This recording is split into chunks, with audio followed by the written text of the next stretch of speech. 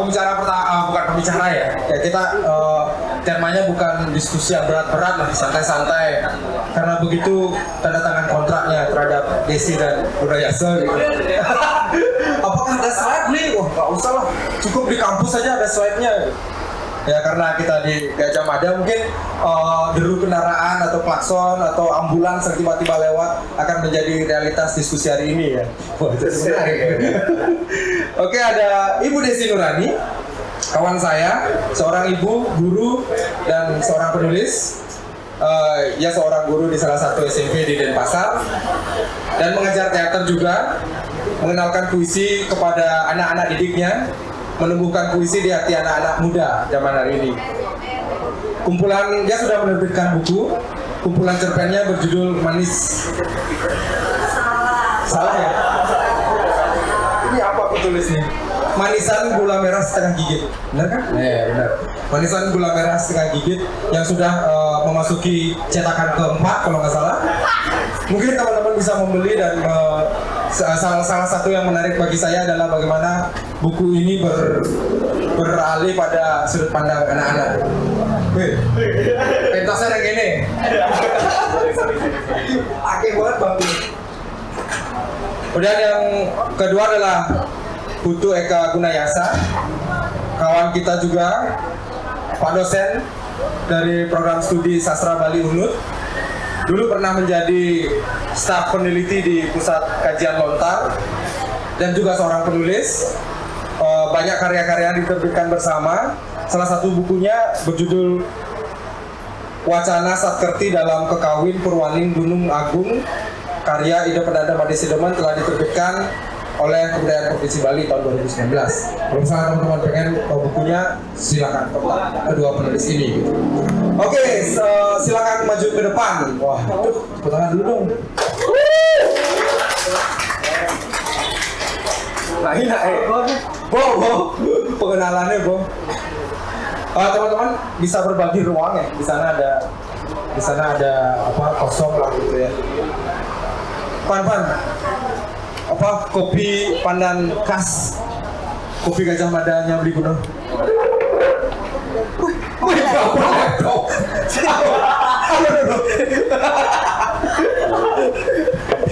Itu was laptopnya minta dia. Oke, ini adalah buku perdananya Manik Sugadana, dan yang saya tahu dia sangat riset panjang terhadap wacana-wacana. Bagi saya tuh waktu itu dia beberapa kali menulis di tempat saya dan saya kasih beberapa referensi tentang penelitian arkeologi gitu yang dia baca juga. Kemudian makanya hari ini ada Bli Gunayasa yang mungkin dalam perspektif lontar gitu ya, lontar dan bapak gitu bisa masuk ke dalam Wali Jingkang. Waduh. Sementara Desi, pembicara kita, Desi sangat dekat dengan Manik gitu. Manik kami tahu bahwa punya puisi-puisi yang sangat platonis gitu.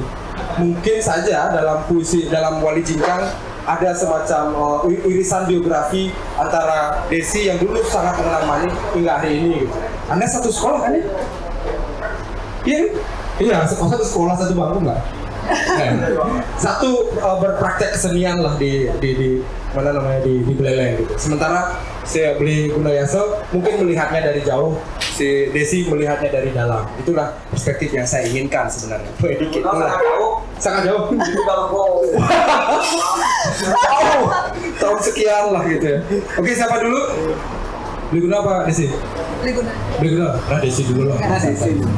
Gak jauh, aku ini kasih Bli Guna dulu. Kan di awal itu sebenarnya sudah disepakati kan ya, sebelum aku mengiyakan untuk satu panggung gitu. Aku tanya siapa nih yang akan bertandingan sama aku, jawab oh Bli Guna. Oke. Kenapa oke? Karena aku tahu aku akan kuliah hari ini. Selamat Bli Guna.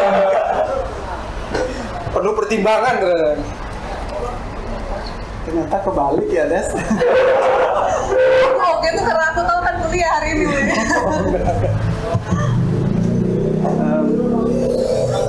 Ya terima kasih Jom. Selamat malam teman-teman semuanya. Ya senang sekali pada kesempatan malam yang baik ini saya diberikan kesempatan untuk ngobrol dan menjadi pemantik diskusi ya tentang salah satu karya dari Manik Sukadana, kalau boleh kita katakan ini adalah anak ideologis dari Manik yang kedua. Dan sebelumnya Manik juga sudah pernah menerbitkan antologi puisi ya, yang judulnya kalau saya tidak salah itu Kau Ingin Nama Anak Kita Siapa. Semoga nggak salah Manik, saya baca di bionya. Dan yang kedua itu adalah karya ini. Manik sendiri berasal dari desa Pinggan, Kintamani, Bangli ya, yang kebetulan saya pribadi berasal dari wilayah Desa Selat, Kecamatan Susut, Kabupaten Bangli. Syukur agak jauh dari rumah sakit jiwa. Jadi kami berasal dari wilayah yang sama, yaitu Bangli. Kalau melihat aktivitas Manik begitu ya, dia seorang guru dan seorang pegiat teater dan juga sastrawan.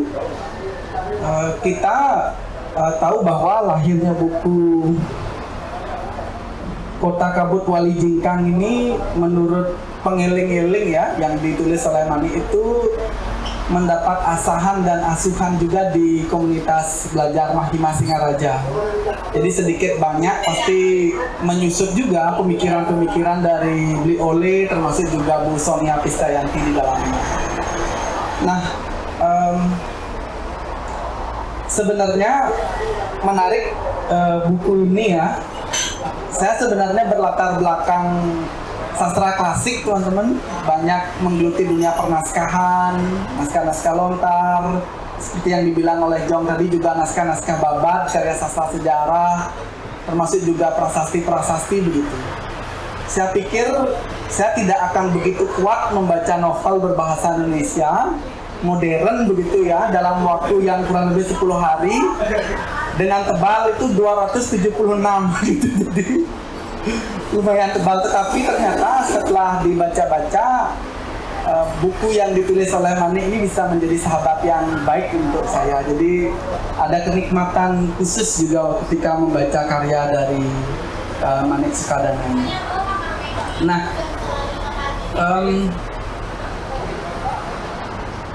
ada dua hal sebenarnya yang ingin saya bahas, teman-teman, berkaitan dengan buku ini ya. Jadi yang pertama itu bagaimana sih sebenarnya seorang Manik Sukadana itu mencoba merakit dan berusaha sekuat tenaga menghasilkan suatu karya yang menghadirkan nilai keindahan gitu ya, sebagai satu karya. Dan yang kedua, kata seorang peneliti sastra, Andreas Tiu, tugas seorang pembaca sastra itu adalah berburu makna di belantara kata.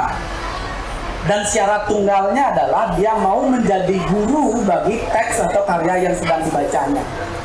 Nah, oleh sebab itu, selama kurang lebih 10 hari ini, saya berburu sekaligus juga berburu pada novel Wali Jingkang yang dikarang oleh Manik Sukadana.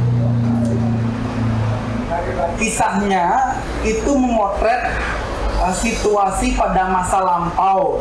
Jadi ada sebuah pulau yang bernama Wali Dwipa dan sangat dekat dengan Bali Dwipa atau Pulau Bali, dan di satu wilayah yang bernama Pingyang dan sangat dekat dengan Pinggang, itu tanah asal dari Manik, ada sebuah kota yang bernama Kota Wali Jingkang. Jadi setting lokasinya itu ada di wilayah yang bernama Pingyan, kemudian di Wali Dwipa. Nah, di sini ada seorang raja ya, Maharaja. Dugaan awal saya, raja ini bernama Kesanskerta-Sanskertaan, yaitu Jayapangus gitu ya.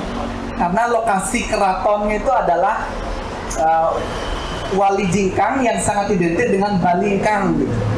Dan Pinggang adalah tempat dari Pura Balingkang, Pura Purba yang memang diduga menjadi lokasi istana dari Jayapangus.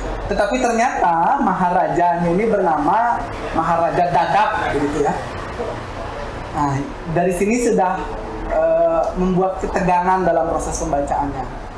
Jadi Maharaja Dadap ini memiliki seorang istri ya, yang bernama Sasangka, Ning Sasangkasih. Ning Sasangkasih. Sasangkasih itu artinya rembulan yang memberikan kasih atau kasih dari rembulan. Dan ini memang agak dekat sebenarnya dengan figur dari seorang Jayapangus yang nama salah satu istrinya adalah Dyah Sasangka. Nah, dari hubungan antara Dyah Sasangka dengan Maharaja ini, ya, mereka belum memiliki keturunan. Tapi di kerajaan itu, ya, ibu dari Maharaja Dadap ini masih hidup, ya. Dia menyebutnya sebagai Niang. Tidak jelas namanya siapa, tetapi yang jelas Niang, ibu dari Maharaja ini berasal dari daratan Tiongkok atau China, gitu ya. Semakin mempertegas sebenarnya ada bayang-bayang Jayapangus, Kangcingwi, kemudian Pinggan, dan juga wilayah Balingkang yang ada di Pulau Dewata. Kurang lebih kalau kita menautkannya dengan peristiwa sejarah di masa lalu, penggambarannya itu bisa jadi sekitar abad ke-11 ke-12an. Jadi sekitar berapa tahun yang lalu? Lampau ya. Mungkin kita sudah bereinkarnasi 3 sampai 4 kali gitu ya ke dunia ini. Nah, di wilayah itu gitu ya. Jadi karena berasal dari Tiongkok, lalu kemudian Niang ini, ibu dari Maharaja Dadap, memiliki keterampilan berbahasa Tiongkok atau berbahasa China. Dan istrinya juga, istri dari Maharaja itu, Sasangkasih, juga belajar berbahasa Tiongkok atau berbahasa China. Nah, sebagai satu wilayah yang sangat makmur dan subur, wilayah Wali Jingkang ini juga rentan terhadap serangan-serangan dari musuh. Setidaknya ada 3 wilayah yang menyerang kerajaan Wali Jingkang ini. Kerajaan yang pertama itu bernama Seke Tuare Satya. Seke Tuare Satya itu adalah bahasa Bali yang kalau diterjemahkan dalam bahasa Indonesia menjadi kelompok yang tidak setia. Kemudian yang kedua itu ada kerajaan Li Bobog Bang gitu. Ya, jadi Bobog itu artinya juga pembohong. Dan satu kerajaan lagi yang bernama Jirem ya. Ya, yang bernama Jirem. Ya. Nah, kerajaan inilah yang sebenarnya ingin menyerang begitu. Kerajaan Wali Jingkang yang selalu dipenuhi dengan kabut misteri, kabut banyak hal gitu. Nah, sebenarnya yang menggerakkan cerita ini secara lebih dominan adalah figur dari Sasangkasih gitu. Jadi si Sangkasih ini yang menggerakkan nyaris keseluruhan cerita begitu ya. Sasangkasih ini adalah istri dari Maharaja dan dia juga bisa berbahasa China, kemudian juga menulis dengan aksara China. Kalau dilihat dari segi busana yang dia gunakan juga menggunakan fu gitu ya. Jadi busana yang sangat khas China. Nah, di kerajaan itu Maharaja Dadap memiliki seorang patih yang sangat setia yang bernama Kicauan. Bukan Kicauan ya, tetapi namanya Kicauan gitu. Nama kecilnya adalah Kikau gitu ya. Yang kau kalau kita terjemahkan dalam bahasa Indonesia sama dengan tempurung. Nah, Kikau ini punya 2 anak, yaitu Kikiwa dan Kitengen. Jadi kembar anaknya. ketika menghadapi serangan dari kerajaan lain ini, kicauan inilah yang kemudian memainkan peranan yang sangat vital. Nah, konflik-konflik yang dihadirkan itu sebenarnya ada pada peperangan ini. Peperangan antara 3 kerajaan itu dengan Wali Jingkang.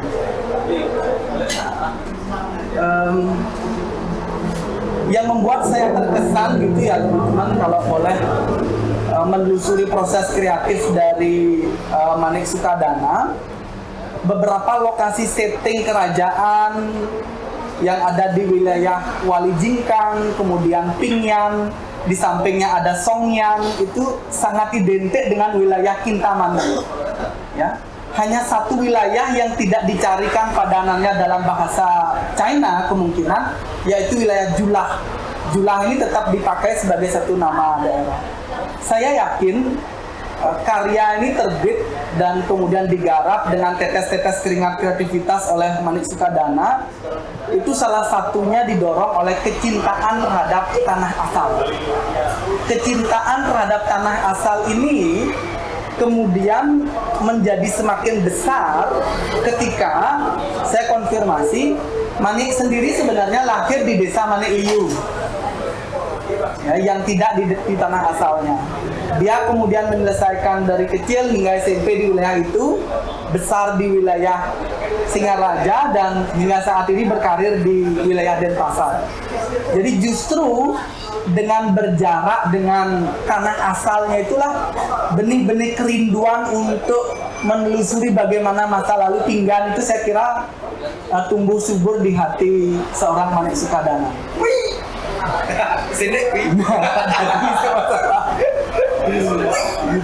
Jadi saya kira kekuatan cinta itu yang digunakan oleh Manik Sukadana untuk mencipta karya Kota Kabut yang kerajaannya adalah Wali Jingkang.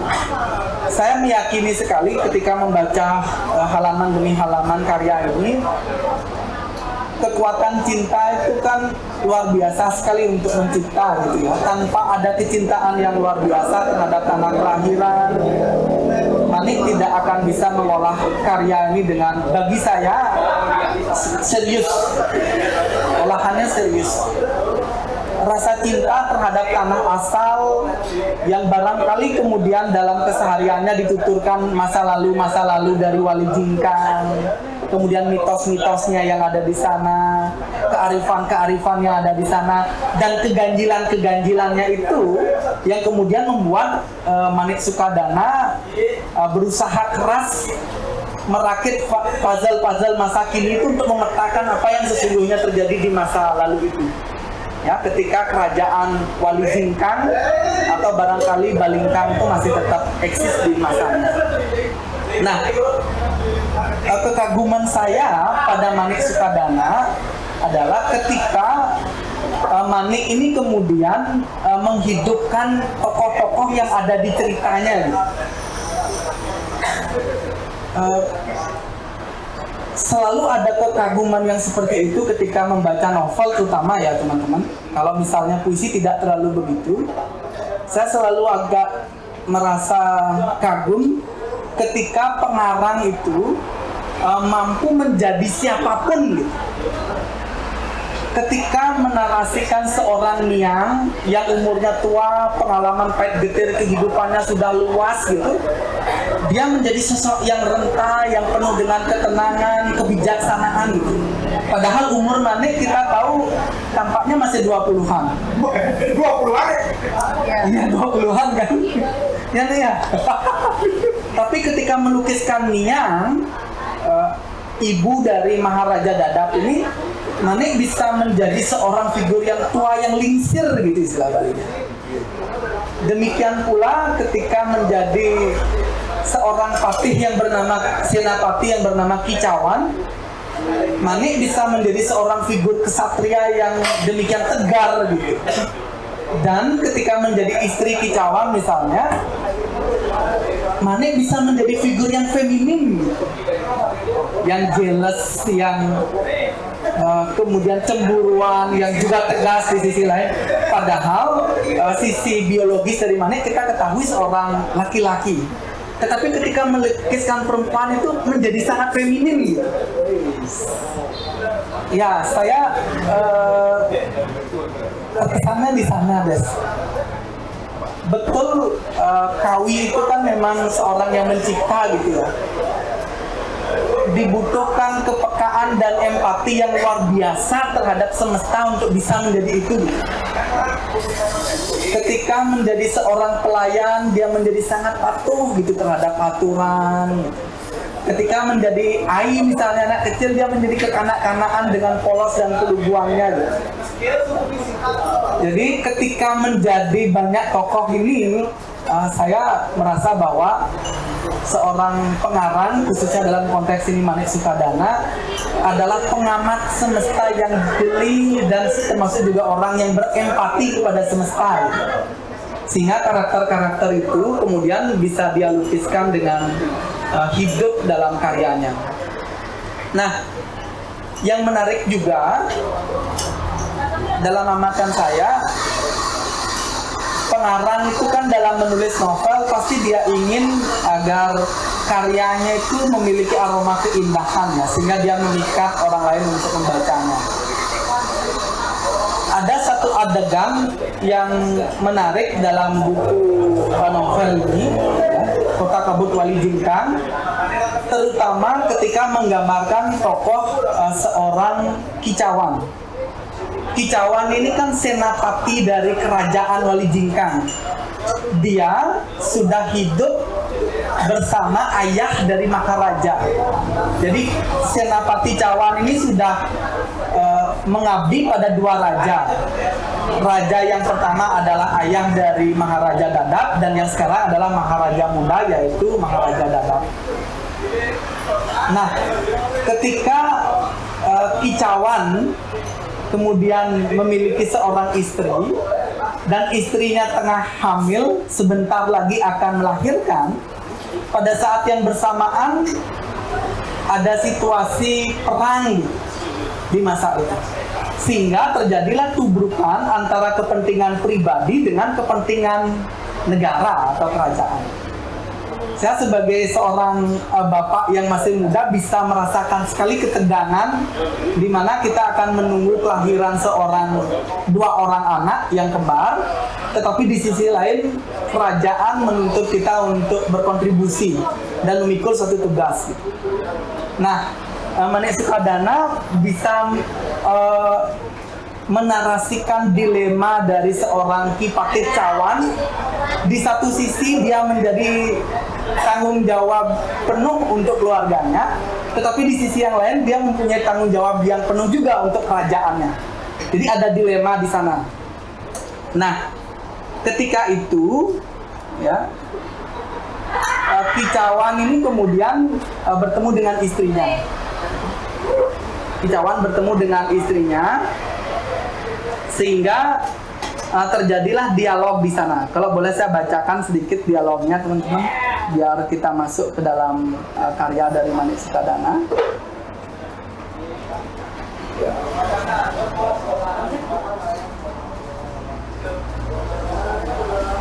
Ya, jadi ketika Kicauan yang akan berangkat perang, kemudian istrinya hamil dan segera akan melahirkan, ya, ada dialog yang seperti ini. Kenapa kau belum bersiap-siap? Tanya istri yang datang dari luar. Ya, sejak kemarin aku sudah merapikan pakaian dan senjata perang. Dia di atas meja. Apakah terlalu kusut atau kotor untuk kau pakai pakaian yang sudah aku siapkan? Jawaban Kicauan, tidak. Pakaian itu sudah kau tata dengan amat baik, sudah sangat bersih malah.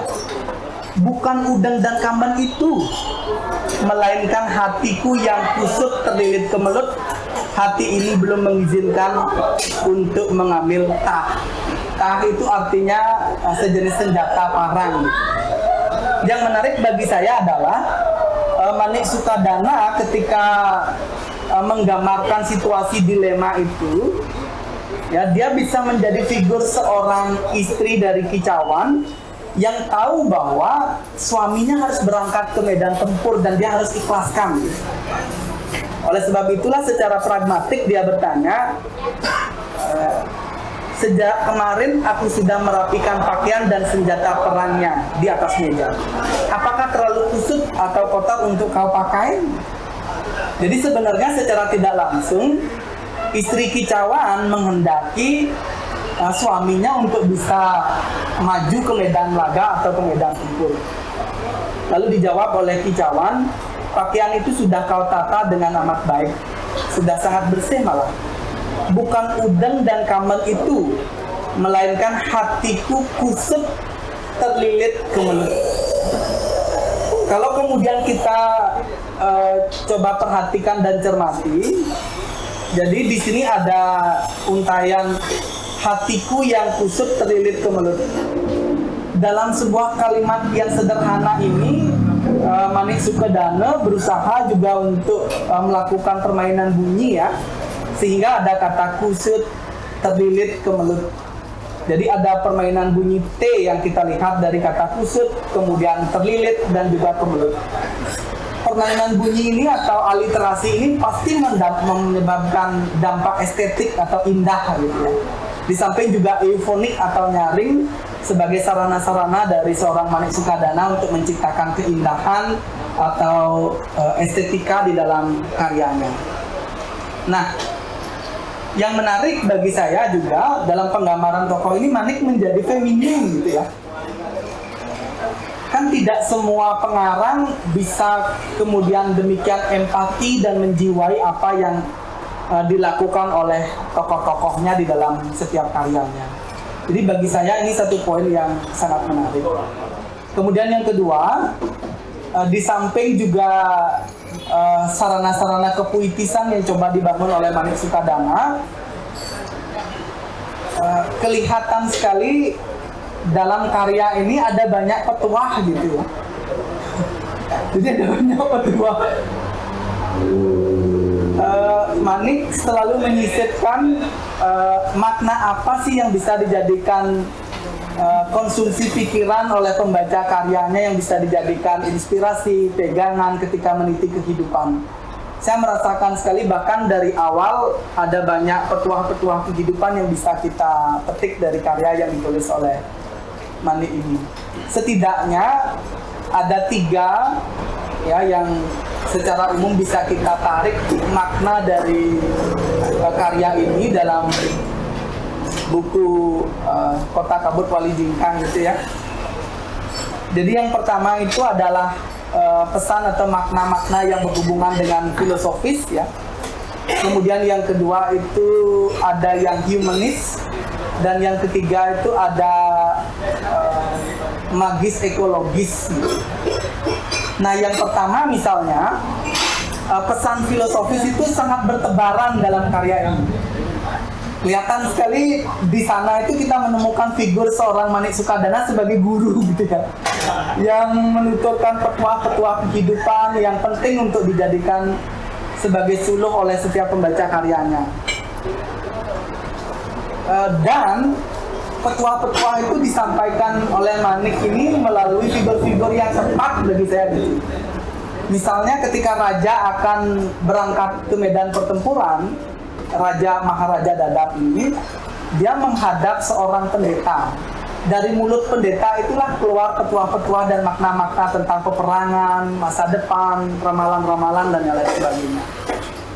Nah, yang kedua meluncur juga dari kata-kata Niang, ya, ibu dari Maharaja itu. Nah, pesan filosofis ini misalnya kita bisa lihat salah satunya yang menarik itu ketika Niang ya, ibu dari Maharaja Dadap ini memberikan pesan. Manik menulisnya dengan cara seperti ini. Perlu kau ingat bahwa sesuatu yang didapatkan dalam hidup adalah sesuatu yang dicari dan tidak dicari. Perlu kau ingat bahwa sesuatu yang didapatkan dalam hidup itu adalah sesuatu yang dicari dan tidak dicari.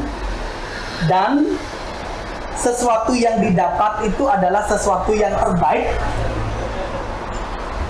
Saya merasa bahwa ketika membaca untayan kalimat-kalimat seperti ini, saya tidak asing gitu. Karena wacananya sudah diwacanakan sangat purba. Misalnya kalau kita membaca Kakawin Dharma Sunya gitu ya, di sana itu disebutkan bahwa tinemu tan saking lekas. Dalam memutar jantera kehidupan ini kita memang tidak hanya akan mendapatkan apa yang kita cari, tetapi juga mendapatkan apa yang tidak kita cari. Ini disebut tinemu tan saking lekas. Jadi bertemu bukan karena mencari, tetapi karena kita sefrekuensi. Kalau dalam bahasa kawinya itu ripamatah nikan tutur. Kalau orang itu sudah frekuensinya sama, tanpa mencari pun dia akan bertemu dengan komunitas-komunitasnya. Kalau frekuensi orang itu sudah sama, tanpa mencari guru pun dia akan bisa menjadi murid gitu. Kalau frekuensinya sudah sama. Jadi Manik memberikan pesan filosofis yang menarik bagi saya. Perlu kau ingat bahwa sesuatu yang didapatkan dalam hidup adalah sesuatu yang dicari dan tidak dicari. Dan sesuatu yang datang, yang didapat itulah yang terbaik. Kalau dalam bahasa kawinya itu asing teke sinangguh ayu. Jadi apa yang kita dapatkan itulah yang terbaik gitu. Pilihan dari semesta. Jadi pertemuan kita hari ini adalah pertemuan terbaik di antara pertemuan-pertemuan yang mungkin tidak kita hadiri, yang kita tinggalkan, tidak kita ikuti dan lain sebagainya. Jadi ada pesan-pesan seperti itu yang dituturkan petuahnya dari seorang figur niang yang lingsir gitu. Kalau kita membayangkan Manik, umurnya kan 20-an, tetapi dengan pengetahuan dan pengalaman hidupnya dan bacaannya ada kata-kata filosofis yang seperti itu juga yang bisa kita dapatkan gitu. Manik ngartinya sendiri gitu. Tapi itu bagi saya menarik, Des, ya. Saya malah nyantolnya ke bagian-bagian yang seperti itu gitu. Jadi sudah dibaca karya ini berulang kali kok saya memang sukanya yang tipe-tipe yang seperti itu. Nah, yang kedua misalnya ada pesan filosofis gitu ya.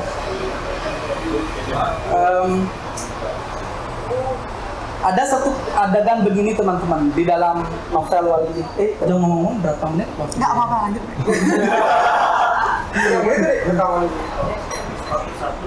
Oh iya. Iya, iya. Ya lagi 5 menit kan? Ya, lagi 5 jam. Di dalam karya ini juga ada yang menarik teman-teman. Jadi ada satu tokoh ya yang bernama Mendarge namanya. Mendarge ini di kerajaan Wali Jingkang itu adalah kepala dapur dan kepala perempuan-perempuan pengayah dari kerajaan. Satu ketika Sasangkasih itu ketika diserang oleh pengkhianat-pengkhianat kerajaan bersama niangnya, niang itu memberikan satu syarat kepada Sasangkasih, apapun yang terjadi dia tidak boleh membuka matanya ketika proses pengkhianatan itu terjadi oleh seorang pengkhianat yang menyerang kerajaan. Tetapi karena situasinya betul-betul mencekam, akhirnya Sasangkasih melanggar janji itu, ya, membuka mata kemudian menikam pengkhianat yang menyerang kerajaan. Sebelumnya Sasangkasih sudah berjanji pada Niang bahwa dia tidak akan membuka matanya gitu. Kenapa Niangnya itu menyuruh untuk tidak membuka mata? Karena Sasangkasih sedang berbadan dua gitu. Jadi pantang bagi orang yang sedang hamil atau berbadan dua itu untuk melihat tindak-tindak kekerasan. Apalagi Sasangkasih ini punya trauma terhadap darah ya guys. Nah tetapi Sasangkasih kemudian melanggar dan diberikan hukuman oleh Niang. Hukumannya adalah sebagai seorang permaisuri raja, Sasangkasih harus menyamar sebagai pelayan gitu. Oleh sebab itulah permaisuri Raja Dadap ini kemudian dipotong rambutnya, dan dia berpakaian selayaknya seorang pelayan masyarakat biasa. Nah, ketika bertugas sebagai pelayan itu, Sasangkasih kemudian bertemu dengan Mendarge. Mendarge ini memiliki kisah hidup yang begitu pahit dan sangat identik dengan kehidupan masyarakat Bali. Mendarge bercerita kepada Sasangkasih bahwa dia diberikan posisi oleh Sinyang. Jadi Ibu Suri dari kerajaan Wali Jingkang itu. Sebelumnya si Mendarge ini punya suami yang sangat dicintainya. Tetapi kemudian setelah mereka menikah beberapa tahun, belum ada benih anak di dalam ibu ya, di dalam perut dari si Mendarge ini. Nah, lalu kemudian mereka berobat kemana-mana, tetapi tampaknya Tuhan belum merestui, jadi belum hamil. Oleh sebab itulah keluarga dari Mendarge ini kesal gitu, dan membuat berbagai fitnah terhadap seorang Mendarge. Sampai akhirnya ada satu fitnah yang keji dari keluarga itu yang menuduh bahwa Mendarge ini berselingkuh dengan seorang laki-laki. Nah, ketika dituduh berselingkuh itu, kemudian suaminya ternyata cemburu buta gitu, terhadap Mendarge. Satu ketika suaminya dengan api amarah yang sangat besar, ketika dia sedang menggoreng kijang gitu ya, di masa itu menggoreng kijang.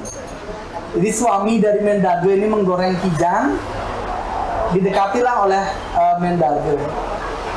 Tetapi ternyata kemudian setelah beberapa saat ketika minyaknya mendidih, Mendarge itu didorong oleh suaminya sehingga tangannya yang tergoreng dan ada bekas luka. Nah, lama-kelamaan kemudian terjadi pertikaian hebat.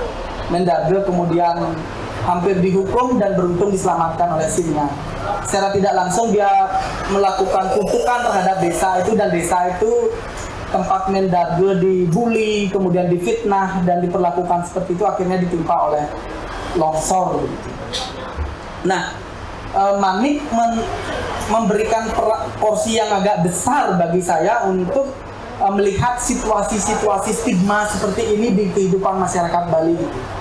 Bagaimana kemudian budaya patriarki itu menindih perempuan yang tidak memiliki keturunan, kemudian difitnah berselingkuh, kemudian akhirnya dilukai oleh suaminya sendiri.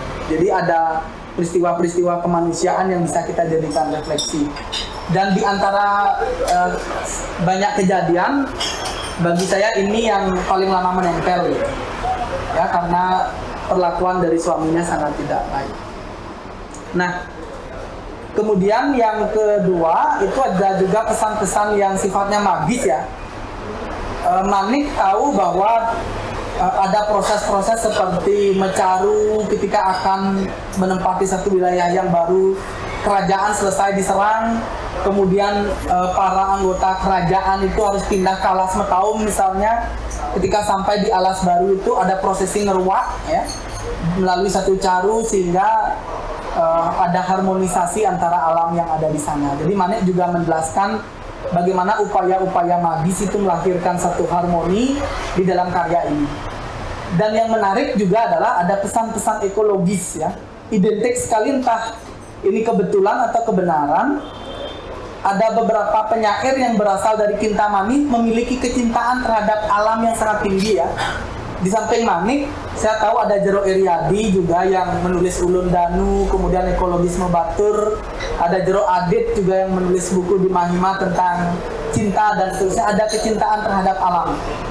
Salah satunya misalnya kalau kita membaca karya ini, satu ketika kerajaan itu sudah dalam keadaan yang sangat terjepit begitu ya.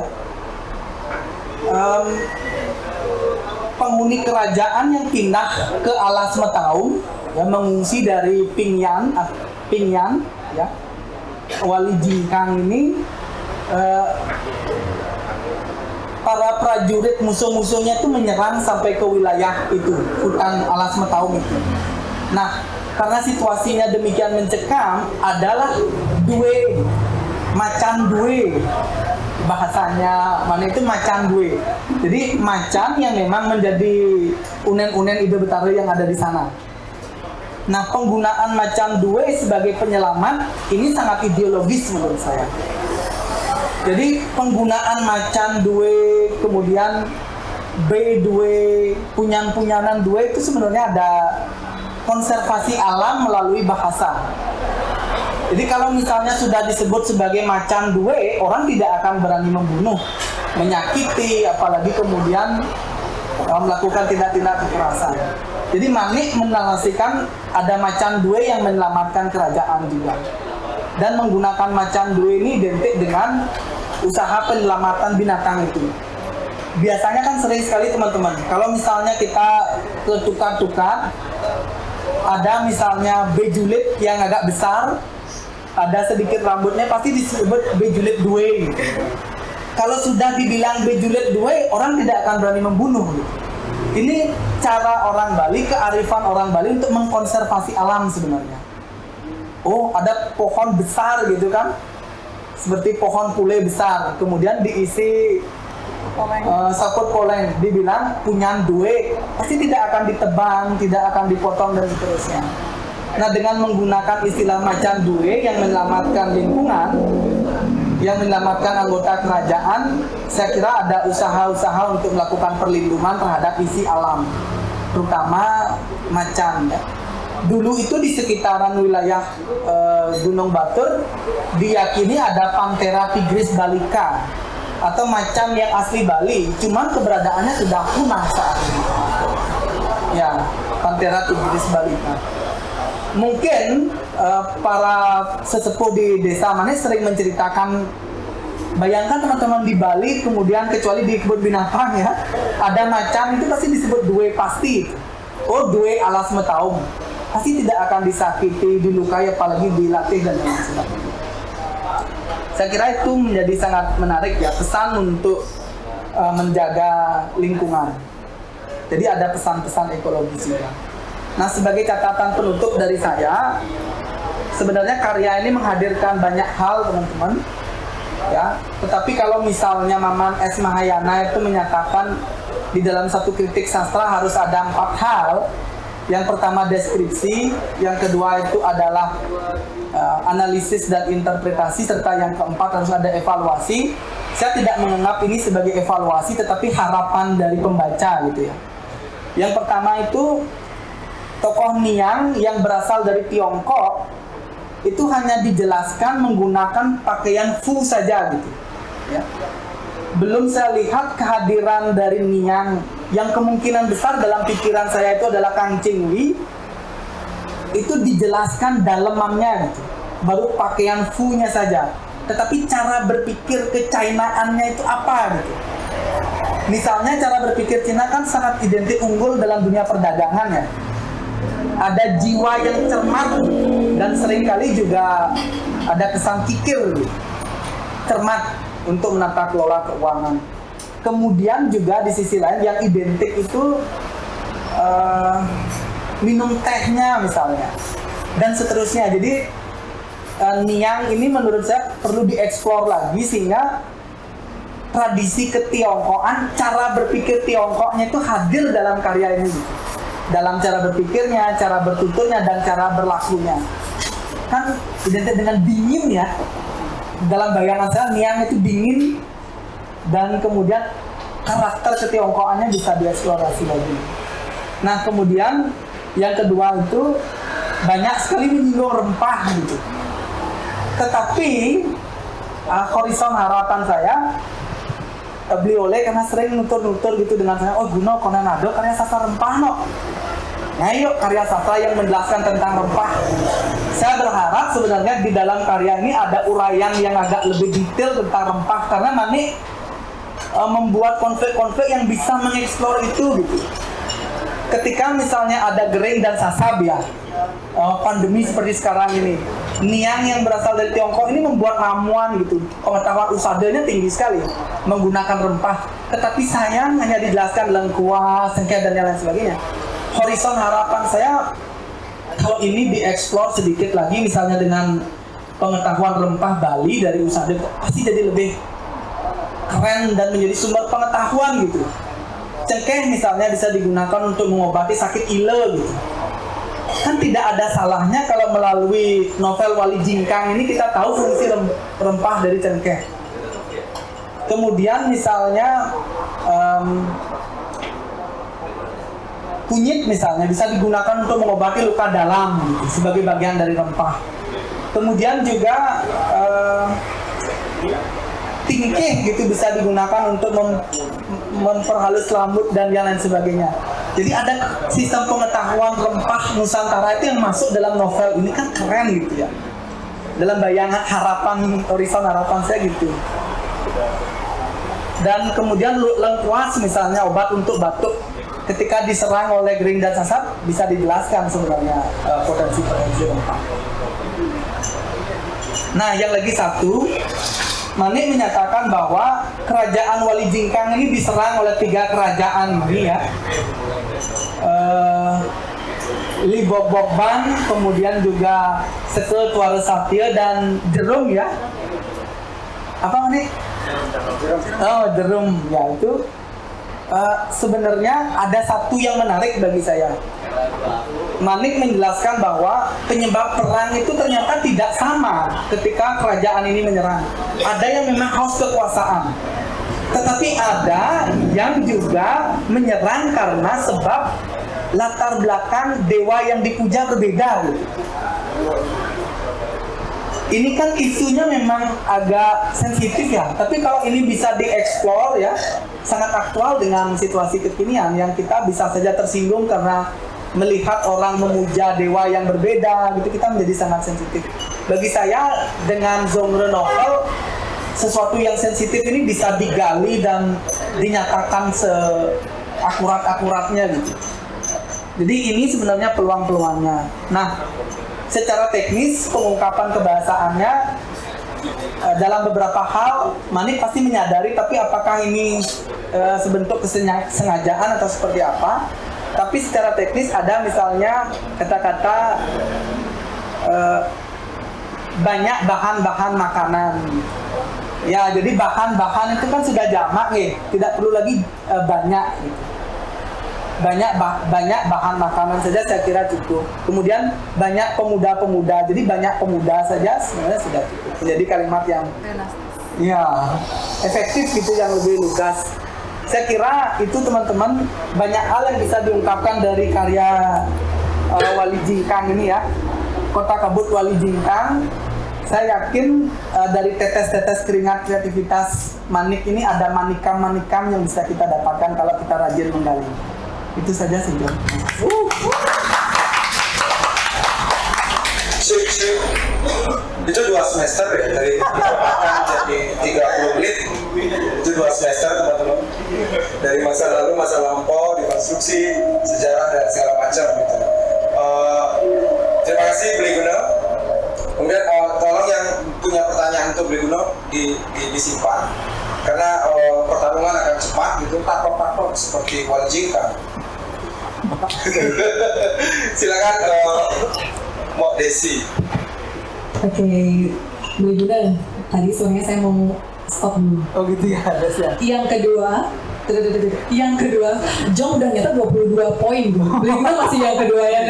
Jong udah 22 poin gitu. Oke, terima kasih Jong dan kawan-kawan, selamat malam. Selamat datang di rumah kopi Gajah Mada ya. Dan terima kasih banyak Manik, Jong selaku penggagas acara bedah buku novel Kota Kabut Wali Jingkang karya Manik Sukadana ini mempercayakan saya sama Beli Guno gitu. Seperti pernyataan saya tadi di awal, saya tertarik dan bersedia gitu untuk ikut berperan di pembedahan ini, memberikan kiranya sebagai teman dekatnya Manik gitu, apa yang bisa dibicarakan dari novel Kabut Melincingkan ini. Ya alasan pertamanya ya karena ada Beli Bunda gitu kan. Ya, terima kasih Beli Bunda, tadi udah banyak banget dibicarakan secara isi novel gitu. Kalau dari saya mungkin ringan-ringan saja ya. Orang saya sendiri terkesima sama apa yang Beli Bunda bilang. Jo meminta saya untuk, saya bertanya sama Jo, aku bicara novel ini dari sisi apa nih? Ya, dari sisi kamu Des gitu, kamu yang teman dekatnya Mani. Oke. Karena kebetulan sebenarnya sebelum novel ini dicetak terbitkan, saya sendiri terkejut gitu karena Mani memberikan kepercayaan pada saya untuk membaca terlebih dahulu dengan draft yang dia cetak sendiri gitu dan tebal seperti skripsi S2. Dan dia meneror saya setiap hari hampir, sudah kau baca Des? Sudah kau baca Des? Sudah kau baca? Itu seperti alarm yang terus mengingatkan saya gitu. Terima kasih Mani. Mungkin saya ingin mengawali apa ya yang mungkin mau saya sampaikan. Saya menulis awalan begini, maunya saya tulis panjang menjadi sebuah tulisan yang rencananya saya posting dulu di Tatkala gitu. Tapi saya tulis pengantar diskusi malam ini. Bagaimana mestinya membahasakan pertemuan kita nih? Sebagai aku atau kamu yang dalam kurun waktu juga peristiwa mengadakan kita jadi tumbuh bersama. Sedang kabut pada kota yang kau tuliskan, kita ciptakan bersama.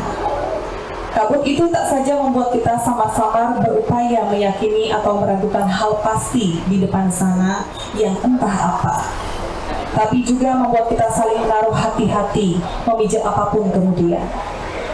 Demikian saya dan Manik tumbuh bersama. Kami menciptakan hal sama pada masing-masing yang membuat saya tak banyak berani memastikan apakah benar yang saya katakan tentang Ida. Jadi kurang lebih kalau kawan-kawan di Denpasar mungkin salah satunya adalah Jong gitu yang berikan saya kepercayaan untuk bicara tentang Manik sebagai saya kawan dekatnya. Saya pribadi gitu, mungkin saya akan bercerita awal pertemuan saya dengan Manik ya gitu. Kalau tadi Ibu membicarakan tentang karyaan, namanya saya mungkin dari sisi penulisnya dulu. Saya dan Manik itu, saya merasa tiba-tiba saja kami menjadi seorang teman gitu. Dan itu baru saya sadari bahwa kami berteman setelah kami akan tamat dari SMA. Padahal kalau dilacak secara komunitas gitu ya, dibilang kelompok gitu, kami satu SMA, satu sekolah itu sebenarnya sudah jadi teman gitu. Kemudian kami dalam satu kelompok teater yang itu ada di sekolah juga namanya teater Ilalang gitu. Saya tidak pernah menyadari Manik itu ada di sekitar saya. Serius, ini serius. Jadi ketika kayak kabut ya? Ya main tadi aku bilang gitu kan. Iya. Jadi entah apakah dia yang menciptakan kabut sehingga saya tidak bisa melihat kehadirannya, atau sebenarnya kami berdua menciptakan kabut sehingga kami tidak bisa saling melihat. Waduh.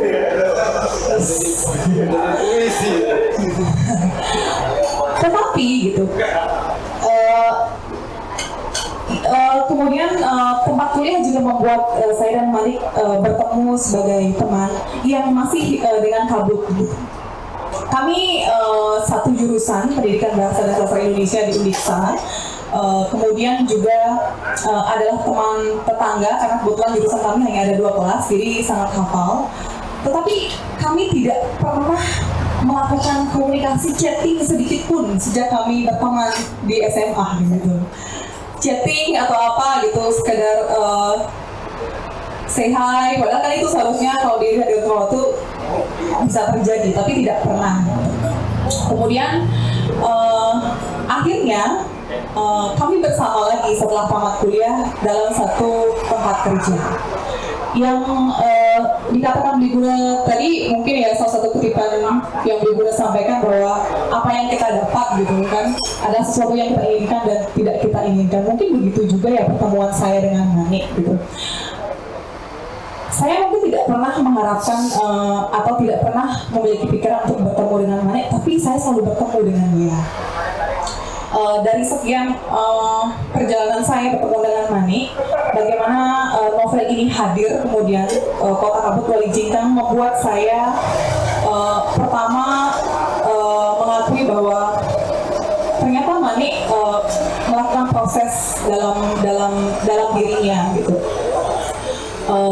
Yang saya maksud adalah karena saya merekam betul hal-hal yang membuat saya tidak menyangka bahwa Mani akan melahirkan dan berbicara dengan lantang tentang hal-hal yang bahkan di luar dirinya itu menjadi sebuah buku ini. Karena kalau saya bercerita tentang dia, Mani adalah laki-laki, satu-satunya laki-laki yang sangat sulit untuk berani mengatakan satu hal. Satu kata pun ia sulit katakan. Dan seperti Beli Guna tadi sampaikan, kalau dalam novel ini, kalau teman-teman sudah baca gitu, yang dan Beli Guna sampaikan bahwa saya sangat selalu kagum Das gitu, saya sangat kagum Das karena Mani itu bisa menjadi siapapun, dan itu adalah tantangan sebenarnya dalam menulis novel gitu. Itu tidak hanya terjadi dalam menulisnya gitu. Tapi dalam kehidupannya, Mani sering sekali melakukan praktik-praktik uji coba untuk menjadi orang lain. Dan itu saya saksikan gitu.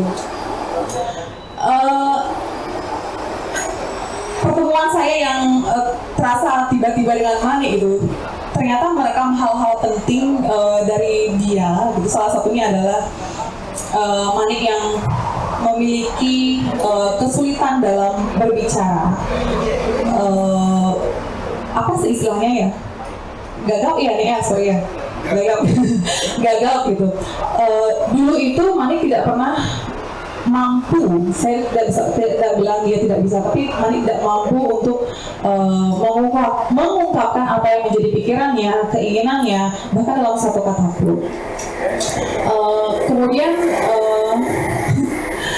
Mani itu adalah laki-laki yang bersiap menjadi orang lain gitu. Ini pernah saya lihat gitu, karena waktu SMA kalau saya lewat ke salah satu jalan yang menghubungkan antara rumah saya sampai dengan Jatayu, itu alamat sekolah saya. Kalau saya lewat di situ, bukan kenangan saya SMA yang saya ingat, tapi laki-laki yang berjalan dengan tas gendongnya. Itu Mani. Mani itu selalu berjalan sendiri, tidak pernah ditemani oleh siapapun. Padahal ada teman yang lain yang berjalan juga gitu. Tapi dia selalu jalan sendiri dengan tas gendongnya. Dan beberapa kali sempat saya protes gitu dengan teman-teman yang lain. Nih, tasmu ini bisa nggak diganti? Kami protes waktu itu. Karena kondisi tasnya sudah sebenarnya tidak memungkinkan untuk dibawa gitu ya. Itu membahayakan barang bawaannya. Dan kemudian Mani memilih tidak menggantinya, tapi memperbaikinya dengan cara mengikatkan selendang. Selendang kan yang hampir putus sudah talinya. Diperbaiki dengan selendang. Dan itu bertahan lama sekali.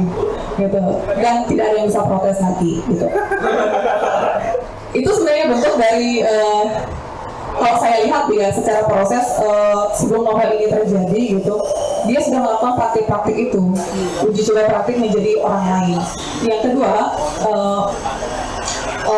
uji praktik terhadap dirinya menjadi orang lain itu kemudian saya ketahui dalam satu momen tiba-tiba entah karena apa itu ya, dia Mani itu punya tempat tinggal di Singaraja, tempat tinggal di Singaraja, kos-kosan.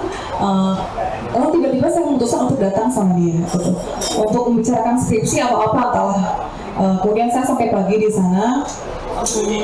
Mani itu memakan wortel mentah. Nah, Dan itu masuk dalam karya ini kan? Ya, Mani selalu makan wortel mentah. Saya tanya waktu itu, nih kok kau mau jadi kelinci sekarang? Kan saya biasa jepit saya gitu. Enggak gitu. Kemudian dia jeda. Lalu berusaha melanjutkannya. Dan setelah dari cerita itu baru saya mengetahui Manik sedang berusaha untuk bertanggung jawab pada apa yang dia lihat. Itu saya ketahui karena dia merasa bersalah. Rasa tanggung jawab dia terhadap kondisi kakaknya waktu itu yang sedang mengalami masalah mata karena kecanduan terhadap penggunaan ini ya sama games gitu. Dan untuk menebus rasa bersalah apa yang dialami kakaknya, dia memakan wortel setiap hari. Itu di sana saya merasakan ketika membaca Kota Harum Wali Jingkang ini gitu. Praktik-praktik menjadi tokoh dalam karya ini, Manik itu sudah lakukan, sudah ia rintis sebelumnya, entah dengan sadar atau tidak. Tapi saya pikir sebenarnya kalau kita bicara kenapa novel ini terbit, saya tidak tahu alasannya, tapi ini saya masih menduga.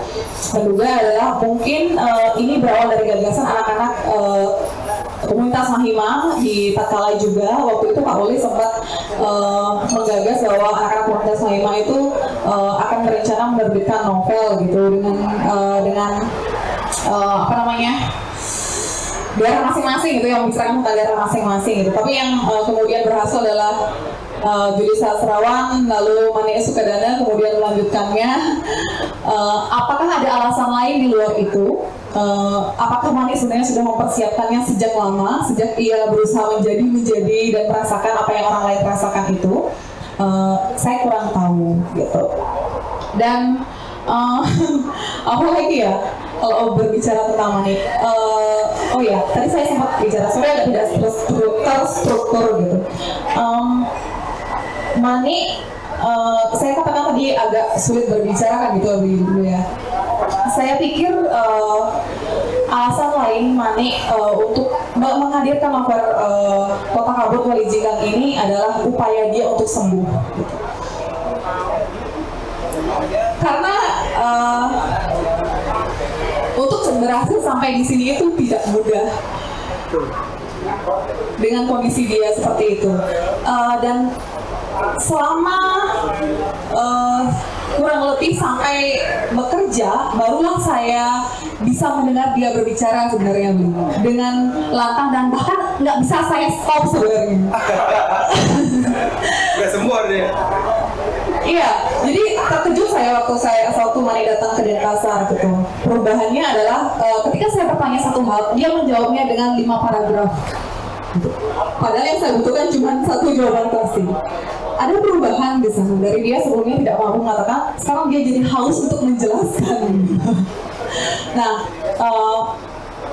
ada banyak orang tujuan menulis karya, entah itu dengan kesadaran apapun, tapi saya yakin kesadaran Manik yang pertama dari apa yang dia alami gitu, dan keinginannya dia mengungkapkan isi gagasan pikiran atau perasaannya yang selama ini sulit diungkapkan, itu menjadi pilihannya. Karena saya sempat bicara sama dia, nih aku merasa bahwa kau mengadakan karya ini adalah sebagai obat bagimu gitu. Untuk sembuh dari apa yang sebenarnya kamu ingin menjadi siapa sebenarnya di sini. Sehingga kalau Bli Gunu bilang tadi, ada banyak sekali kata-kata petua yang hadir, bahkan Manik tidak memilih-milih. Kalau teman-teman baca novelnya, Manik itu tidak, biasanya dalam novel gitu akan diporsikan seseorang yang memang menjadi tokoh memberikan petua gitu. Ada karakteristik tertentu seseorang yang membuat kita ingat benar gitu tentang tokoh itu. Tetapi pada novel Wali Jingkang ini terjadi pukulan rata pada semua tokoh yang diberikan porsi untuk mengungkapkan gagasan-gagasannya Manik gitu. Itu juga sebenarnya menjadi sebuah kelemahan kalau menurut saya gitu. Kalau secara isi dan ketokohan dalam cerita Kota Kabut Wali Jingkang, kehausan Manik untuk menyampaikan petua-petua itu yang dia berikan porsi kepada semua tokoh itu membuat blur sebenarnya kalau kita tidak fokus membacanya, ini siapa sebenarnya yang berbicara? Apakah itu Niang? Apakah itu istri dari Maharaja Dadak? Sasang Kasih. Bahkan sempat saya salah tangkap Maharaja Dadak itu sangat mirip dengan Niang, dengan Sang Kasih. Jadi itu mungkin bisa dijadikan pertimbangan gitu ya. Karena dia sering nanya apa yang kurang des, gimana deh sebentar loh gitu. Ya itu mungkin bisa jadi catatan kalau sama proses pembacaanku. Gitu sih kalau di aku. Mani juga sempat bilang bahwa dari diskusi kami tentang pernyataan saya, ini aku merasa kamu menjadikan buku ini adalah sebagai obat kamu untuk berani mengungkapkan apa yang ingin kamu jadi. Iya benar. Dia mengatakan hal seperti ini. Bagiku, kalau aku melakukan sesuatu, itu mesti bermanfaat bagiku. Karena tidak ada artinya kemudian usaha yang terus aku lakukan dan aku wujudkan bermanfaat bagi orang lain, tapi tidak berefek padaku. Gitu. Itu adalah kunci yang bisa saya dapatkan dari proses yang Manik lakukan untuk mengadakan novel Kota Kabut Wali Cingkang ini. Gitu. Nah kemudian kalau dari obrolan kami sebenarnya, Manik sering sekali sempat mengungkapkan beberapa hal. Des, sebenarnya aku merasa gitu bahwa semua hal yang terjadi padaku, bahkan aku sampai ke Denpasar gitu, adalah sesuatu yang memang harus aku tempuh. Aku sadari kemudian. Awalnya saya tidak mengerti gitu dengan apa yang Manik katakan tentang pernyataan itu. Baru terjawab kemudian setelah tuntas saya membaca Kota Kabut Wali Cingkang ini. Pertemuan dia dengan beberapa orang gitu, bahkan petua di Kota Kabut Wali Cingkang ini mungkin salah satunya Mani juga melihat sosok kepala sekolah gitu ya yang jadi inspirasi dari cara menyampaikan isi petua-petua gitu, persis seperti Beli Gunul tadi. Makanya ketika saya bilang Beli Gunul tadi, memang sebenarnya Jauh nih. ini memang adalah berkah gitu ya, Beli, kita ketemu di sini. Dan nggak tahu kenapa Beli ini kebetulan juga gitu ya. Buat kebetulan memang seperti yang ditakdirkan, kita bertiga ini sebenarnya orang Bali. Oh iya. Saya juga dari mana? Beli tadi Susuk, saya juga dari Susuk. Iya, cuma lama di bulannya. Ya, udah di KTP di bulannya. Aku nggak tahu loh, wis ya. Gitu. Terus apalagi ya nih ya? Itu sih kurang lebih kalau berbicara tentang Manik dan sedikit menyinggung tentang karyaannya. Kan tadi kalau Beli Gunul sendiri sudah sangat detail gitu menyampaikan dari segi karyanya. Satu lagi sebagai pertanggungjawaban Manik seorang guru dengan saya guru bahasa Indonesia gitu. Saya termasuk orang yang teledor dalam hal teliti dari segi penulisan gitu. Tapi Manik juga nanti next gitu kalau ingin mencetak ulang karya-karya ini, saya sudah menggaris-garisbawahi ada beberapa kata yang tipe, kemudian juga saya setuju dengan Beli Gunul juga tadi ada beberapa cara pengungkapan bahasa yang sebenarnya itu bukan menyalahi ya, tidak lazim atau bahkan kalau dibawa ke aturan kebahasaan itu tidak benar gitu. Contohnya saya apa ya di sini, Bapak? Ya.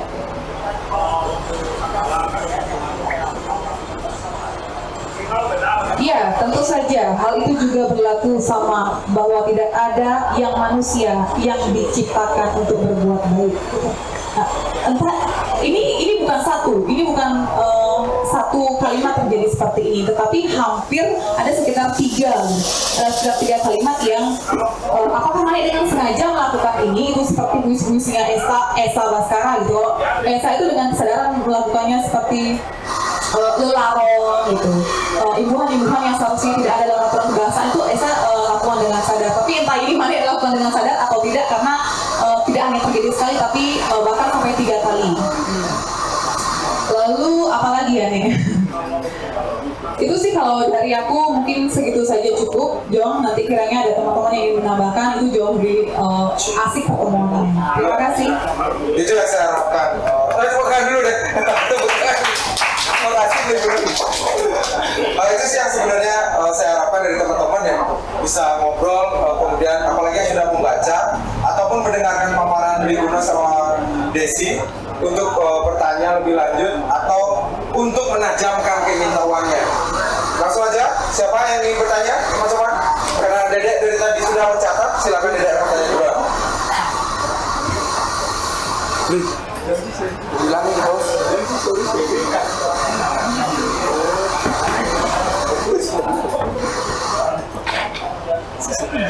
Maker. Selat, lides, selat tengah.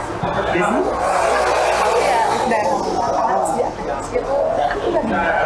Oh, setiap gabungan atau pulang karena kan Titik. dia masih di kanan, Oh, sangat tadinya masih di sini. masih ketemu. Iya. Sebenarnya yang aku tulis ini bukan Diskusinya. diskusi yang tadi. Bagus.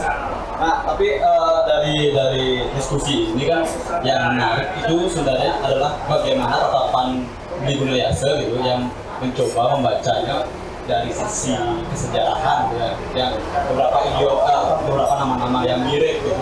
Kemudian bagaimana Sasang Kasih gitu, bagaimana memperlihatkan ke Tiongkokannya masukan itu menjadi menarik gitu. Tapi yang agak ini ya agak mengganjal, bukan mengganjal ya, yang menjadi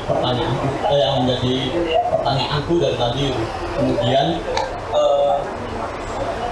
sebenarnya kan ada sedikit perangkat gitu, misalkan bagaimana penggambaran Tiongkok gitu ya sebenarnya. Bagaimana menggambarkan seorang yang dari Tiongkok gitu dengan kacamata yang general gitu, kalau bisa dibilang dari tadi kayaknya atau mungkin yang lain gitu. Jadinya aku ada pertanyaan, misalkan ada nggak catatan mengenai narasi bagaimana orang Tionghoa itu dibalik pada prasasti atau mungkin catatan di Bapak gitu. Itu mungkin untuk menambah referensi kami yang mengenai orang Tionghoa di dalam kesejarahan di Bali gitu. Itu sih. Ada nggak yang semacam catatan seperti itu? Adakah langsung aja benar. Kalau saya bilang juga sama ya. Terima kasih Jong. Terima kasih juga teman-teman yang sudah datang. Ada Juli Sastrawan, ada Suma yang ulang tahun sekarang ya. Kemarin udah ulang tahun. Ada Blimade Sudiarno juga di sana, ada Teddy ya, teman-teman ada Devi dan teman-teman yang lainnya. Kok nggak masuk? Tes. Oh iya. Ya, hubungan antara Cina dengan Bali ini sebenarnya sangat dekat gitu ya. Siapa yang nanya tadi? Dede. Ya Dedek, sangat dekat. Nanti teman-teman bisa tambahkan di Made terutama di Bali itu uang kepengnya itu kan ada pes bolong ya. Pes bolong itu ya pes bolong Cina, jelas sekali itu. Karena ada tulisan Cinanya itu digunakan pada dinasti Han. Jadi uang kepeng yang kita jadikan sebagai alat transaksi aja udah dari Cina. Pes bolong Cina orang bilang. Kemudian yang kedua dari segi ukiran, ya ada di Bali itu disebut dengan patre Cina yang kaya sekali dengan bunga-bungaan. Gitu. Kemudian di bidang kesenian, barong itu diduga adalah pengaruh dari Cina. Ya, ada barong Cat, kemudian juga ada barong China. Terus kemudian di bidang karya sastra memang tidak banyak. Yang di Bali itu ada sebuah karya sastra yang berjudul Sampai Ing Tae. Nah ini salah satu karya sastra yang memang mengisahkan antara Babah Sampik dan kemudian si Nyonya ya. Jadi perilaku kecinaannya itu tergambar di sana kalau seandainya ingin mengetahui bagaimana laku Cina yang kemudian sudah beradaptasi di Nusantara ke Bali. Ini Made Sudiarno juga mengkaji geguritan Nyonya, nih Made. Ya, ada unsur kecinaannya juga. Nah, yang menarik memang di daerah pegunungan Kintamani ini ada banyak persentuhan dengan Cina. Satu misalnya di Batur itu kan ada Konco itu ya, itu Cina jelas sekali. Kemudian di daerah Sukawana ada satu anjing di sana yang disebut dengan Suwane Cina Majaler gitu. Nama anjing itu Suwane Cina Majaler. Suwane itu jelas, Suwane itu artinya anjing hutan, Asuwane. Cina Majaler ya seperti orang Cina yang pakai celana gitu, yang mungkin cut biar gitu ya, karena ada bulu-bulu di kakinya. Di rekaman masyarakat itu anjing Suwane Cina Majaler itu masih disebut-sebut oleh orang Sukawana. Jadi sampai binatang peliharaan pun ada hubungan antara binatang peliharaan sini dengan di Cina. Nah, kalau penggambarannya misalnya dalam prasasti dan termasuk juga karya-karya sastra babat tidak banyak sebenarnya teman-teman. Tetapi yang lisan ada. Masyarakat di daerah Lampu itu misalnya belum.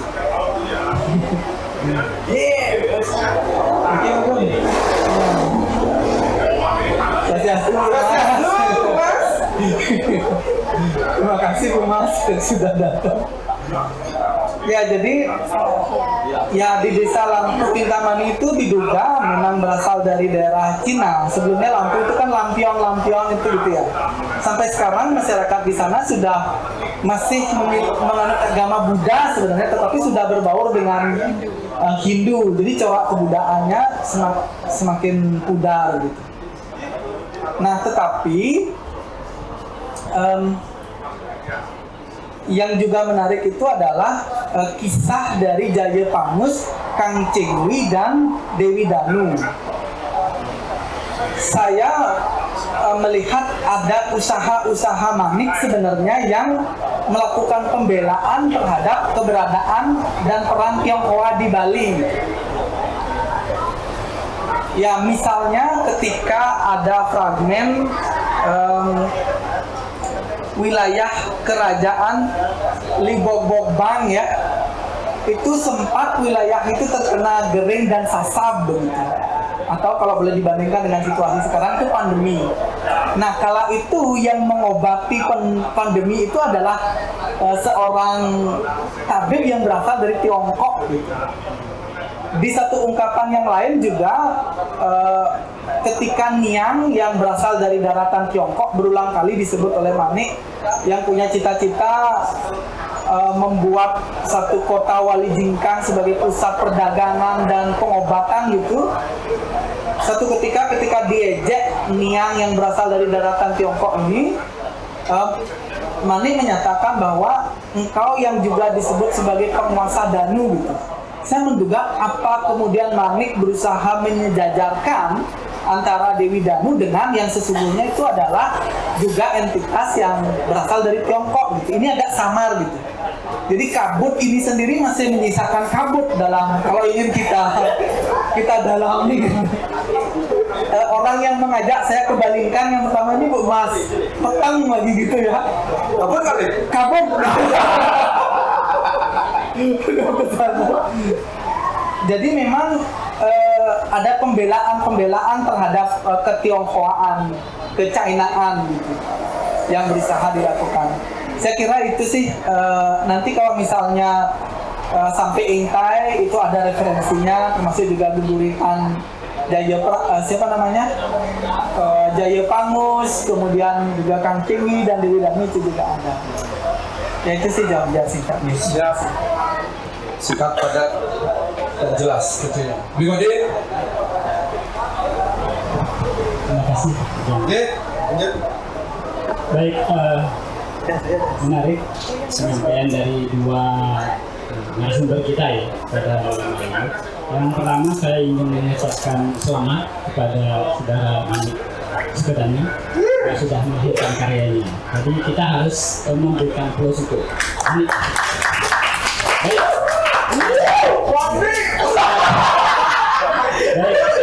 sebagai pembaca yang intens, saya benar sebagai pembaca yang intens dalam desa, saya ingin tahu sejauh mana Manik menggunakan data arkeologis untuk karyanya ini, karena saya yakin saya belum habis membaca, tapi saya sudah melihat ini melalui sebuah riset mungkin ya.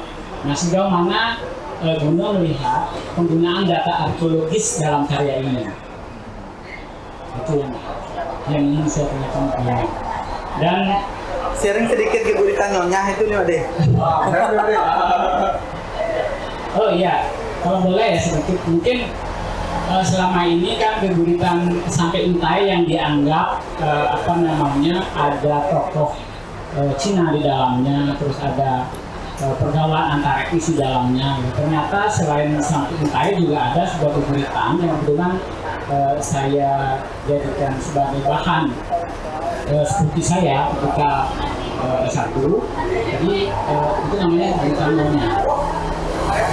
Keguritan Nyonya adalah sebuah karya yang diciptakan sekitar tahun 1840-an.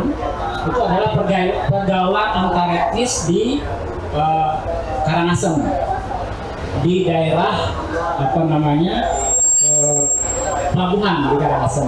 Jadi di sana ada tokoh Cina, ada tokoh Bali namanya itu, dan ada tokoh Cina Sengke namanya, ada juga tokoh dari Sulawesi Selatan, dari orang Bugis gitu.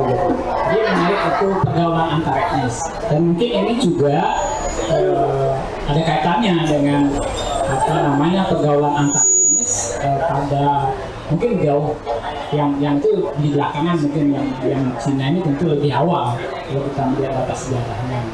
Mungkin itu singkat saja karena diminta dari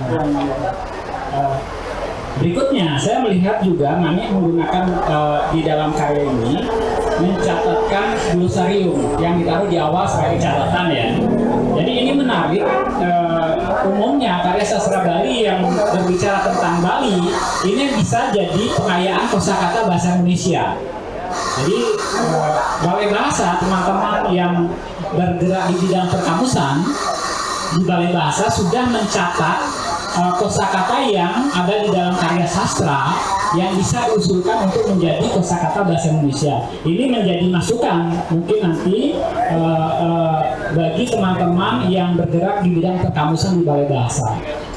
Ini sebagai catatan karya yang istilah yang digunakan itu bisa dijadikan untuk mengayakan kosakata bahasa Indonesia. Nah, berkaitan dengan Desi tadi menyampaikan beberapa hal berkaitan dengan bahasa dan penggunaan bahasa.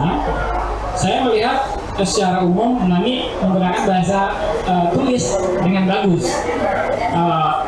Banyak menggunakan melesatkan misalnya karena ada konteks, jadi tidak menjadi beberapa pengesapan itu karena ada konteks, tidak kalau mungkin dia lepas konteks, kemungkinan kalimat itu menjadi salah begitu. Tapi ketika ada konteks dan kita paham, jadi dalam karya itu biasa pengesapan seperti itu. Dan memang catatan Desi mungkin tadi ada benarnya beberapa ya. Jadi itu saja mungkin, terima kasih.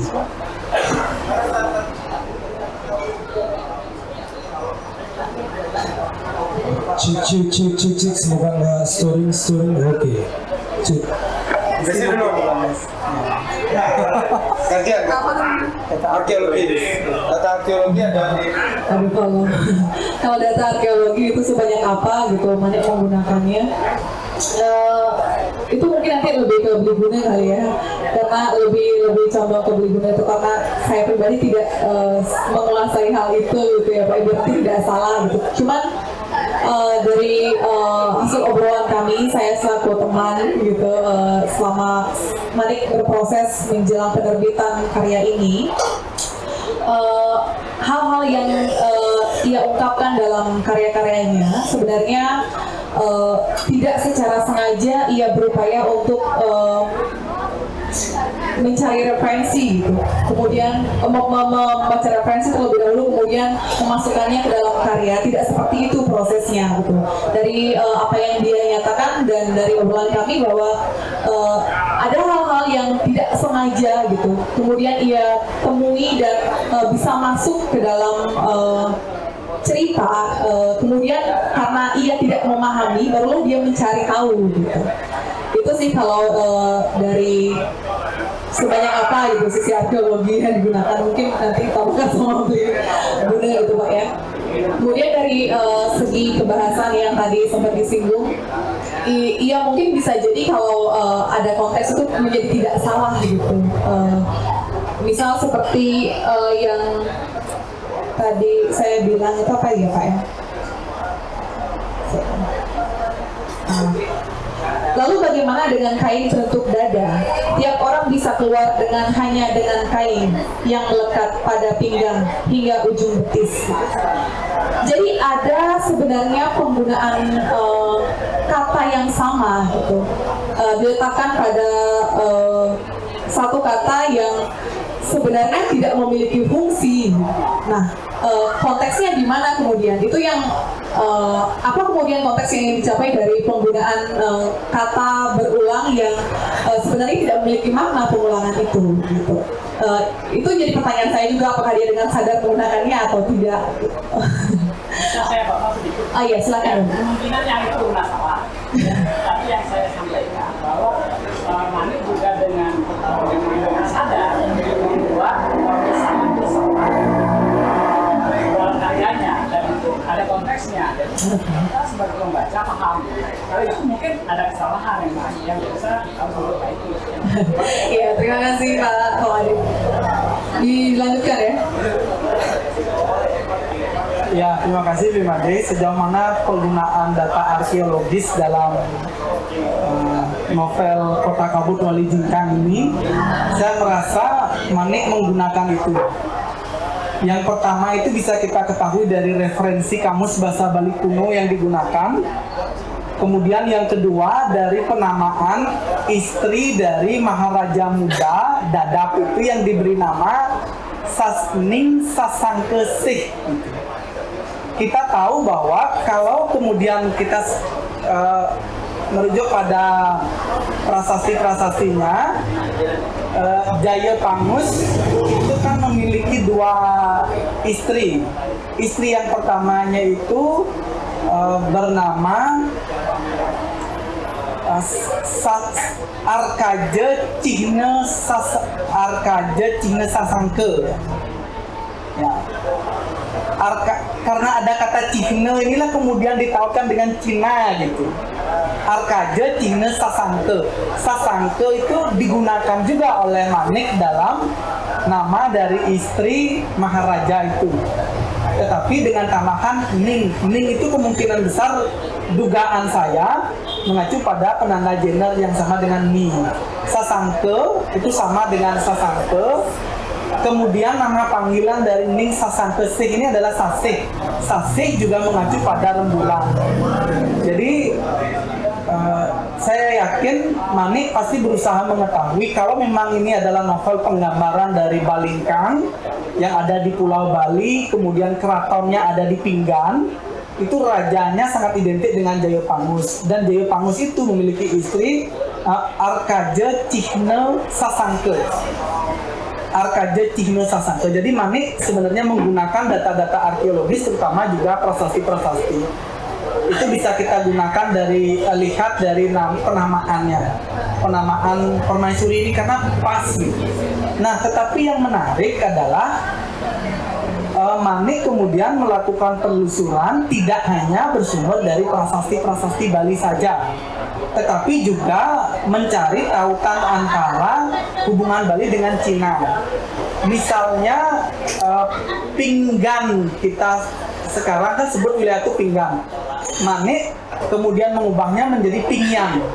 Pingyan itu kalau kita baca di glosariumnya, ya, jadi Pingyan nama fiktif sebuah wilayah yang permukaannya datar dan dekat dengan tebing terjal.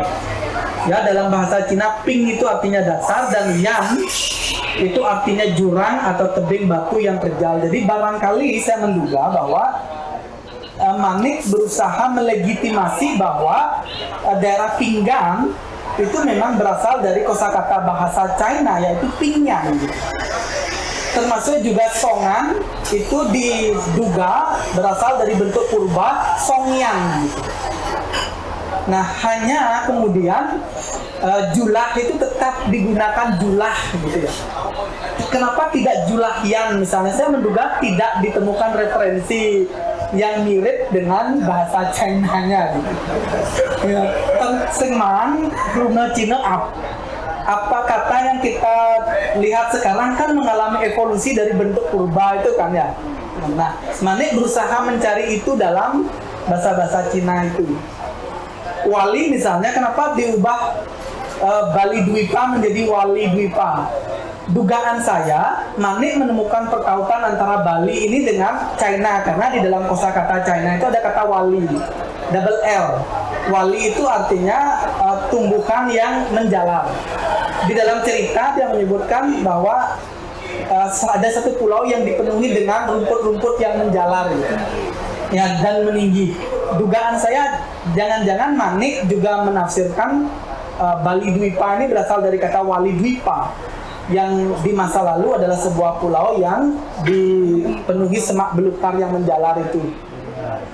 Nah, jadi ada usaha-usaha yang sampai seserius itu gitu ya untuk melihat perkautan antara Bali, Pinggan, kemudian Balingkang.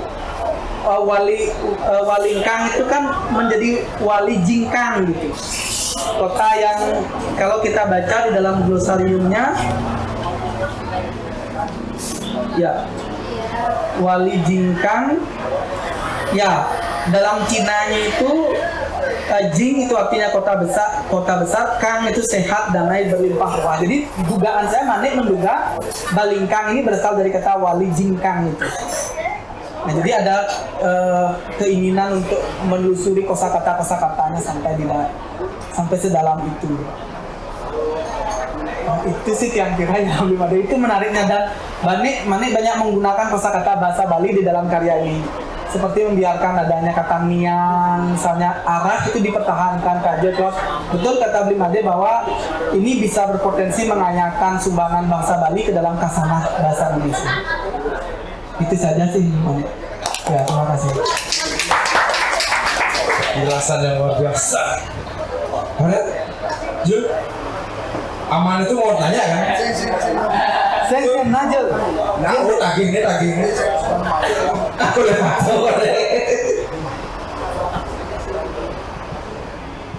Oke, selamat malam semuanya.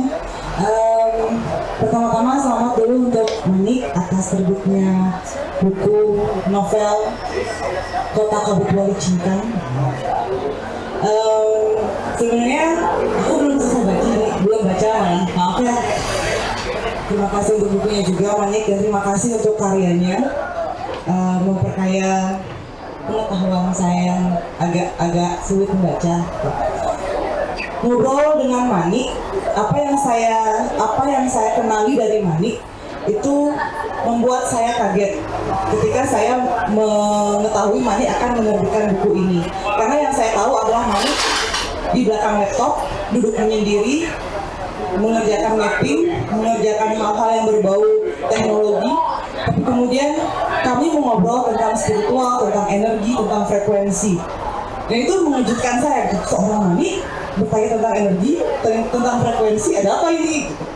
Kemudian ternyata dia, bukunya tentang sejarah masa lalu ya, berisi tentang sejarah masa lalu. Dan saya tanya Manik, nih berapa lama sih riset ini? Kagetnya saya, dia bilang nggak ada riset khusus.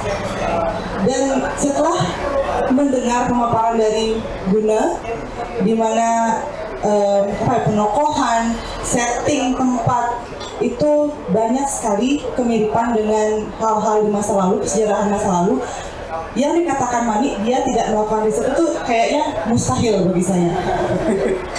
Manik sedang menjadi orang lain lagi. Nah itu dia. Lalu saya berpikir, bisa saja itu adalah endapan atau residu memori yang Manik dapatkan ketika kecil, mendengar cerita-cerita dari tetua, mendengar satwa-satwa dari kakek atau pompiangnya, seperti itu. Dan saya juga menariknya, walaupun saya belum baca, dari Desi dia mengatakan bahwa ada manik di setiap tokoh novel ini. Lalu apakah Desi menemukan satu tokoh yang benar-benar Desi melihat, oh manik ada di tokoh ini nih, bukan hanya percikan-percikannya manik saja, tapi benar-benar manik di tokoh itu. Itu untuk Desi pertanyaannya. Kemudian untuk Guna, saya tertarik dengan cerita siapa yang disebut berselingkuh itu? Mendarge. Ya. Dan ada beberapa kemiripan kejadian juga yang ada pada cerita itu dengan sejarah masa lalu. Apakah kemudian desa yang ditimpa longsor saat yang menyelamatkan Mendarge itu juga ada kejadian serupa pada waktu timeline di kenyataan itu terjadi seperti itu. Itu aja, terima kasih. Mari selamat. Cucu. Tukar dong.